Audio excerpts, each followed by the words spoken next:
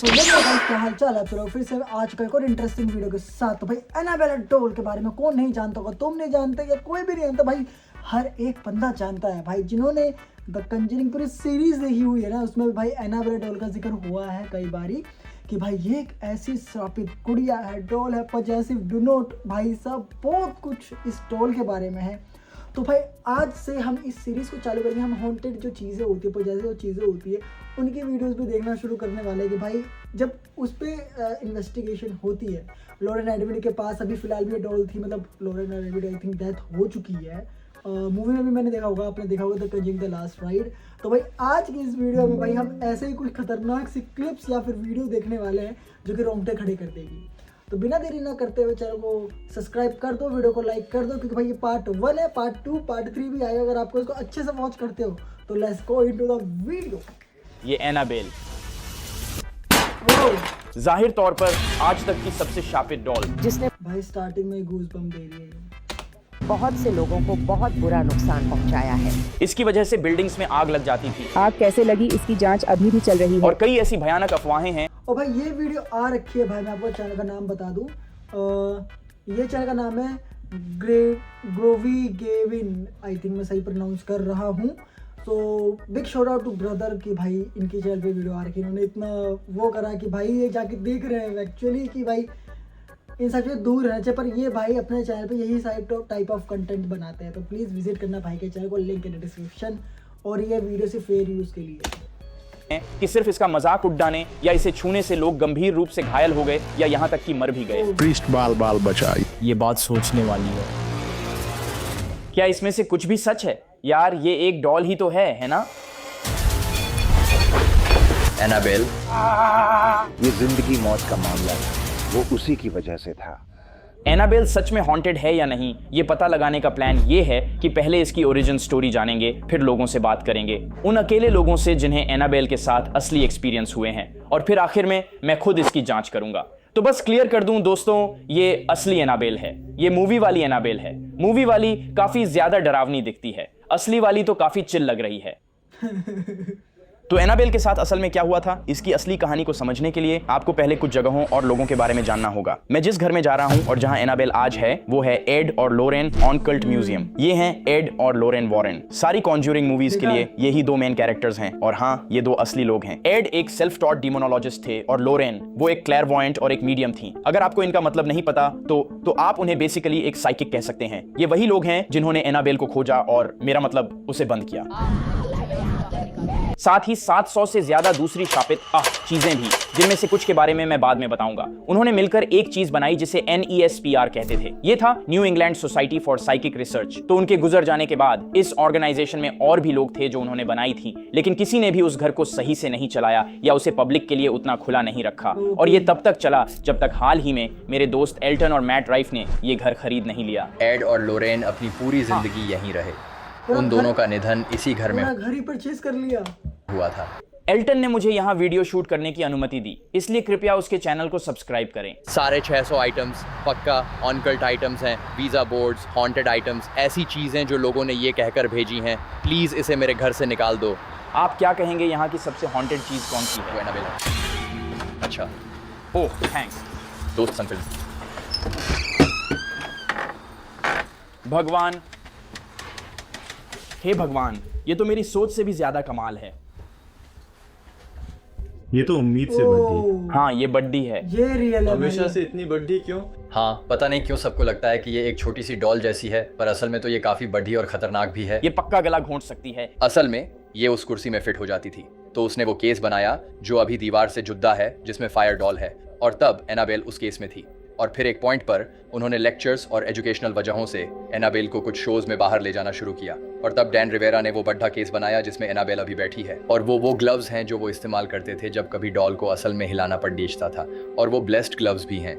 हर बार जब मैं यहाँ असल में इन्वेस्टिगेट करने आता हूँ, भले ही छोटे लेवल पर, बस 10 मिनट के लिए, आखिर में मुझे कांच पर खटखटाने की आवाज़ सुनाई देगी, और फिर मैं अपना सारा ध्यान कांच पर खटखटाने पर लगाऊंगा, और फिर मुझे खटखटाने की आवाज़ इस कांच से आएगी। यहाँ की हर चीज़ जानती है कि आप कम्युनिकेट करना चाहते हैं, और वो आपको और करीब खींचने की कोशिश कर रही हैं। हाँ देखो, ये कितना सिक्योर है।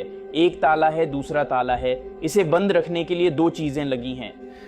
और उस छोटे से धब्बे में तुम देखोगे कि सारा होली ऑनिल और वाटर रखा हुआ है और इस केस के अंदर कुछ खास प्रेयर्स भी मौजूद हैं। आखिरी बार एनाबेल पिंजरे से मतलब केस से बाहर काफी टाइम हो गया। जब से डैन को इसे रिपेयर करना पड़ गया था तब से तो काफी टाइम हो गया।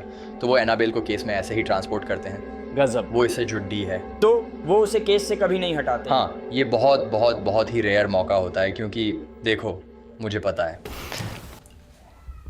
ये गजब था, वो काफी तेज थी। वो सच में काफी तेज थी। हम यहां से सबको बाहर निकालने वाले हैं। तो मैं जो कुछ भी सुनता हूं या सुनूंगा वो 100% मतलब यहां आसपास कोई इंसान नहीं होगा। अब जब बेसिक बैकग्राउंड पता चल गया है तो पहला स्टेप जो मैं करना चाहता हूं वो है एनाबेल की ओरिजिन स्टोरी का पता लगाना, असली ओरिजिन स्टोरी। क्योंकि अगर आप इसे गूगल या कहीं और भी देखेंगे तो वो उतनी सटीक नहीं होगी। तो मैं उन लोगों से बात करना चाहता हूं जो इसे सबसे अच्छे से जानते हैं, जो शायद एल्टन अच्छे से जानता हो, लेकिन एक और आदमी है जिसका नाम है रिक। रिक ने एड और लोरेन वॉरेन के साथ पूरी जिंदगी काम किया, सैकड़ों केसेस देखे, इसलिए वो असली कहानी किसी से भी बेहतर जानता है और एनाबेल सच में हॉन्टेड है या नहीं। मैं यहाँ रुक पाता, मुझे नहीं लगता। अगर मुझे डर नहीं लगता। मैं अनजान या बहादुर नहीं बन रहा हूँ, लेकिन जिस एनाबेल डॉल की सब बात करते हैं वो मेरी जान निकाल देती है। मैं इस बारे में ज्यादा बात नहीं करूंगा, पर इसने मुझे पर्सनली बहुत बुरी तरह से प्रभावित किया है। ये असल में जिंदगी और मौत का सवाल है। मुझे पता है वो चीज उसी की वजह से थी। असल में यहीं से सब कुछ शुरू हुआ। रैगेडी एन, वो बुरी है। वो शायद इस पूरे म्यूजियम में हमारे पास सबसे बुरी चीज है। जिसने किया है, बहुत से लोगों को बहुत बुरा नुकसान पहुंचाया है। वो एनाबेल है। कहानी मतलब मूवी जैसी बिल्कुल सटीक नहीं थी, पर काफी करीब थी। तो हार्टफोर्ड हॉस्पिटल में 2 नर्सिंग स्टूडेंट्स थीं। एक लड़की के पास बचपन में एक रैगेडी एन डॉल थी, तो उसकी माँ उससे मिलने आ रही थी और वो एक मतलब पुरानी थ्रिफ्ट शॉप पर रुकी और उसने अपनी बेटी के लिए वो खरीद ली और बेडरूम में रख दी। अगले दिन वो बाहर आती है तो वो लिविंग रूम में होती है और उसका हाथ हिला हुआ था। वो डर गई, वो दोनों डर गईं। तो उन्होंने एक साइकिक को बुलाया देखने के लिए कि ये एक डॉल है, लेकिन उसने उस डॉल के बारे में कुछ बकवास कहानी बना दी। उसने कहा कि एनाबेल नाम की एक छोटी लड़की घर के सामने एक कार से मारी गई थी। उनमें से एक का बॉयफ्रेंड था। उसे लगा कि ये सब बकवास है जो वो कह रही है। वो एक लंबे वीकेंड के लिए न्यूयॉर्क गए और जब वो घर आए तो उन्होंने देखा कि उनका बेडरूम पूरी तरह से तहस नहस था और हर जगह मिस मी लिखा था और वो वहाँ एक क्रेयॉन के साथ बैठी थी। तो उन्होंने उसे उठाया और कूड़े में फेंक दिया।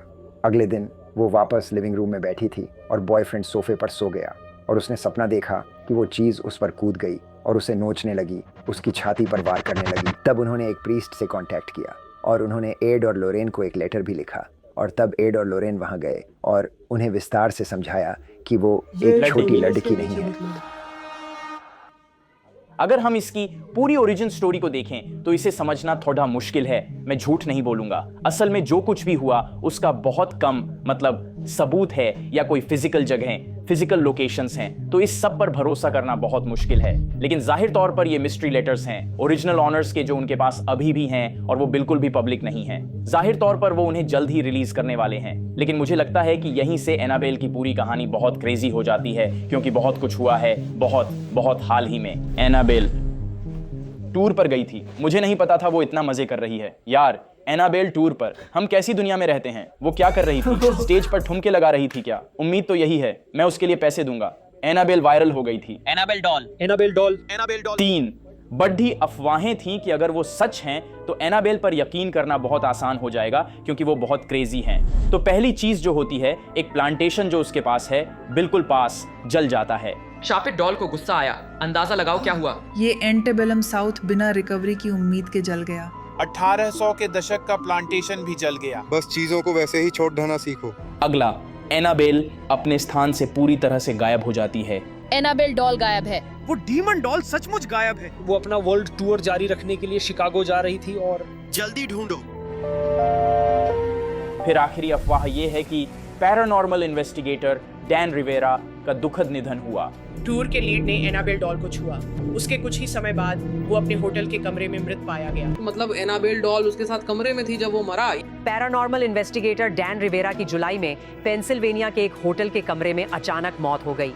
हम इन सब के बारे में अपने दोस्त रिक से बात करेंगे। उम्मीद है वो इन्हें क्लियर कर पाएगा। अगर नहीं कर पाया तो शायद मैं मान लूंगा कि एनाबेल हॉन्टेड है। ये 3 बद्दी अफवाहें थीं। मुझे लगता है आग वाली शायद सच थी, क्योंकि उसके सबूत मिले थे। आग तो हर जगह लगती है, मुझे हाँ, लगता हाँ। है मैंने एक दिन देखा था और उस दिन यूनाइटेड स्टेट्स में करीब 114 घरों में आग लगी थी। हाँ। अगर ऐसा है तो मनरो के आसपास आग क्यों नहीं लगती? ऐसी बातें कहना मजेदार लगता है, लेकिन जब आप सच बोलना चाहते हैं, नहीं, उसने कुछ भी जलाने में मदद नहीं की। हाँ, आग का कारण नहीं बताया गया, पर एनाबेल कभी उस बिल्डिंग में नहीं थी और ये उसी दिन हुआ जब वो वहां से गई। गायब होने की अफवाहें थीं, पर वो कभी गायब नहीं हुई। ये मजेदार है। हम उसे वापस केस में रख रहे थे जब मेरे किसी एक दोस्त ने फोन किया, कहा एनाबेल वो गायब है। मैंने कहा नहीं, उससे करीब 15 फीट दूर खड्डा हूँ, वो यहीं है। फिर कुछ लोग कहते हैं कि 2 एनाबेल हैं, एक नकली है।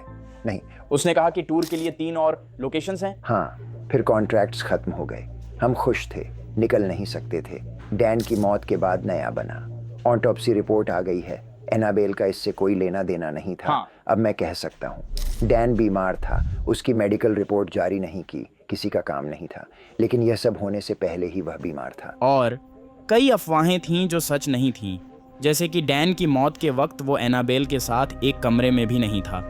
उसने उसे कभी सीधे नहीं छुआ, सिर्फ प्रोटेक्टेड ग्लव्स से। और वो तीनों बातें भले ही सच हों, एनाबेल की वजह से नहीं हुई और उसका गायब होना कभी हुआ ही नहीं, जो कि क्रेजी है। अच्छा है कि उन्होंने उस पर नजर रखी। अभी तक मुझे यकीन नहीं कि एनाबेल सच में हॉन्टेड है, क्योंकि किसी कहानी के लिए सबूत ढूंढना मुश्किल था और मैं असली लोगों से बात भी नहीं कर पाया। ये तब हुआ जब रिक ने मुझे कुछ और कहानियां सुनाई जिसने मेरी हालत खराब कर दी। एक दिन एक प्रीस्ट आया। एड उसे एनाबेल नहीं, डेविल डॉल कहता था।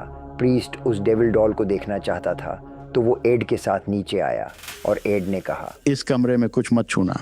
प्रीस्ट ने ये डॉल उठाई और कहा, भगवान शैतान से शक्तिशाली है।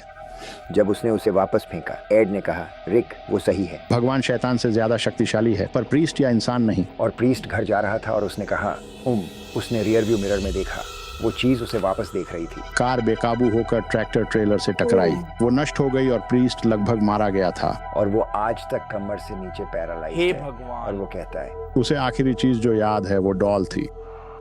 तो मेरे तो पूरे रोंगटे खड्डे हो गए। हाँ, ये कहना मजेदार है। मुझे उसकी आंखों में देखना पसंद नहीं, और मैं बीमार नहीं हुआ। मैंने इस बारे में थोड़ा बताया था। हम उसे लोरेन के साथ अलग अलग सेमिनार्स और जगहों पर ले जाते थे, और मैं उसे अपनी जीप में वापस ला रहा था और हम उसे यहाँ छोड़ दा। कुछ दिनों बाद मेरे जूते में पैर टाइट होने लगे, उंगलियों में सूजन आने लगी, मैं सांस नहीं ले पा रहा था, मेरा दिल रुक गया और मैं 3 महीने तक हार्ट ट्रांसप्लांट का इंतजार करते हुए हॉस्पिटल में था। पर उन्हें मेरे दिल में कुछ गलत नहीं मिला, वो बस काम नहीं कर रहा था। लगभग 2.5 साल बाद इस दिल का इंतज़ार करते हुए, क्योंकि दिल मिलना एक रेयर केस है, टोनी स्पेरा, जो लोरेन का दामाद है, ने एक प्रीस्ट से मेरे ऊपर पर्दा डलवाया और पूरे दिन रस्मी प्रार्थनाएं करवाईं, क्योंकि मैं ठीक नहीं हो रहा था। और शायद लगभग 1 महीने बाद मेरा दिल फिर से चलने लगा। मुझे नहीं पता, लेकिन वो 1 हफ्ते पहले मेरी कार में थी और तभी मैं बीमार पड़ी डीडीएचने लगा। तुरंत मुझे सर्दी के लक्षण दिखने लगे। अगले दिन लोग कहते हैं, अरे वहाँ डेविल का टैरो कार्ड क्यों है? और वो बस एड की वार्निंग है। वो हमेशा वहाँ दिखाने के लिए रहा है, वो कोई खिलौना नहीं है। उस चीज़ को मत छूना। सच कहूं तो यहाँ आने और रिक एल्टन से बात करने से पहले मैं एनाबेल का मजाक उड़ाने की सोच रहा था, कांच पर खटखटाकर कि एनाबेल, तू चाहे तो भी मुझे हवा में नहीं उड़ा सकती। तू एक छोटी सी एनाबेल, तू कुछ नहीं कर सकती। अगर तुम लोग सोच रहे हो तुम एक छोटी बच्ची का मजाक उड़ा रहे हो, नहीं दोस्तों, ये एक डीमन है। कंफ्यूज मत होना, ठीक है? मैं एक छोटी बच्ची से ऐसा कभी नहीं कहूंगा जब तक। पर हाँ, अब मैं ऐसा कुछ नहीं करना चाहता। रिक ने मुझे शायद 13 बार कैमरे पर और कैमरे के बिना कहा कि कमरे में किसी भी चीज को मत छूना। मतलब वो ऐसा था, तुम कुछ चीजों पर हाथ नहीं लगाना चाहोगे। और वो ये बात पूरी गंभीरता से कह रहा था। एनाबेल की इन्वेस्टिगेशन में और गहराई से जाने से पहले हम इस घर का एक छोटा सा दौरा करेंगे। यहाँ कुल 720 आइटम्स मौजूद हैं। कुछ लोग कार्ड्स जमा करते हैं, कुछ ड्रैगन बॉल के फिगर्स, और कुछ ऐसे भी हैं जो सैटेनिक, हॉन्टेड, कर्स्ड आइटम्स इकट्ठा करते हैं। सच कहूं तो ये वाला संग्रह यकीनन सबसे कूल है। तो पहली चीज जो हम करने वाले हैं वो है दूसरी चीजों की थोड़ी जांच करना। मुझे सच में, मतलब इस कमरे में कुछ अलग सा लग रहा है। वो डॉल बहुत क्रीपी लग रही है ब्रो। उसकी आंखें देख, वो मतलब एकदम क्रेजी आंखें हैं ब्रो। ये हिट कर रहा है। वो चीज हमारे लिए आ रही है ब्रो। हमें शांत रहना होगा यार। मुझे यहाँ बहुत अनकंफर्टेबल लग रहा है। हाँ, मैं कसम खा सकता हूँ कि ये वाली मुझे घूर रही थी और ये वाली भी मुझे घूर रही थी। पहले मुझे रियल वाली, ये मतलब मूवी वाली है। सॉरी, मतलब तुम सोचोगे कि वो डॉल को ऐसे सेट करेंगे वो जैसे, तो एकदम सही से और वो बस बिंदास है। वो ऐसी है। यो, क्या हाल है? वो भी मजे में है। हाँ, शायद वो चिल है। वो बस ये रियल वाली। हम देखते हैं, हम चिल हैं। मुझे थोड़ा सा दो। और तू उस कुर्सी पर बैठा है जिस पर वो सालों तक बैठी थी। हाँ मुझे पता है, ये काफ़ी क्रेजी है। कैसा लग रहा है? काफ़ी चिल। ठीक है। ठीक है, ये है जिसे हम REM पॉड कहते हैं। बेसिकली इसे ऑन करो और जब कुछ इसके पास जाता है तो ये बजने लगता है। ये बहुत बहुत सिंपल है। इसमें मतलब ना के बराबर इलेक्ट्रॉनिक्स हैं। तो हमने हर जगह घोस्ट गियर लगा दिए और इन्वेस्टिगेट करना शुरू कर दिया। कुछ वो कौन सा था? REM पॉड्स में से एक अभी बजा। ये वाला पक्का मुझे लगता है ये वाला बजा है। डैम। और हमने मिस कर दिया। ड्यूड एल्टन ने भी यही कहा था कि जब वो कुछ और देख रहा था उसे टैपिंग सुनाई देती थी। सच में? हाँ, वो ट्रोल कर रही है ब्रो। तो चलो शांत रहते हैं और दूसरी चीजों को देखते हैं ताकि हम सुन सकें। मैं चाहता हूँ इस शीशे को थोड़ा ट्राई करना। उस शीशे के बारे में मैं भूल ही गया था कि ये कॉन्जरिंग 4 में था। जो आप मूवी में देखते हैं और जो असली शीशा है वो बहुत अलग है। असली शीशे की कहानी ये थी कि एक आदमी था जिसे यकीन था कि वो अपने मरे हुए रिश्तेदारों से कांटेक्ट कर सकता है। वो क्या करता था कि वो अपने पीछे एक मोमबत्ती या लाइट रखता था और उसके सामने बैठकर बस उसे घूरता रहता था, लगातार घूरता रहता, ये देखने की कोशिश करता कि कोई उसे वापस देख रहा है या नहीं। और किसी ने उसे वापस देखना शुरू कर दिया। वो कहता रहा, किसी ने मुझसे कांटेक्ट किया, मैंने कांटेक्ट कर लिया। तो उसने असल में उस शीशे में कुछ एक्टिवेट कर दिया। इसीलिए हम इसे कॉन्जरिंग मिरर कहते हैं। उसने कुछ कॉन्जर कर लिया था। ये कितना बुरा आइडिया हो सकता है, सोचो। मिरर मुझे नहीं लगता ये बुरा आइडिया है, जब तक कि REM पॉड बजने लगा है। वो तुम्हें तब पकड़ती है जब तुम ध्यान नहीं देते। ड्यूड ये तो क्रेजी है। जब भी हम ध्यान नहीं देते ये बजता है। हमें बिल्कुल यही करना है। हम सही ट्रैक पर हैं, पर हमें थोड़ी और जानकारी चाहिए। ये तो क्रेजी है, मतलब ये काम कर रहा है। ये एक डॉल है। इसका बस एक ही काम है, लोगों को मारना। इसकी तस्वीर लेकर पीछे एक खास श्राप लिखते थे। वो श्राप मैं तुम्हें $5 में दूंगा ताकि तुम भी इसे आजमा सको। श्राप बिबिडी बॉबिडी बू, मैं तुम्हें मारता। हाँ बिल्कुल। तो जब वो इंसान उसे खोलता है, तस्वीर देखता है, तो वो श्राप उस पर लग जाता है और धीरे धीरे उन्हें बुरे सपने आते हैं और 1 हफ्ते के अंदर वो मर जाते हैं। जाहिर तौर पर अगर मैं इसकी एक तस्वीर लूं, इसे प्रिंट करूं और फिर पीछे श्राप लिख दूं तो मैं किसी को मार सकता हूं। तुम किसका नाम लिखने वाले हो? मिस्टर बीस्ट का नाम। नहीं, मजाक कर रहा हूँ। डैम। शायद कोर्ट में वो लोग ऐसे होंगे। ओह नहीं।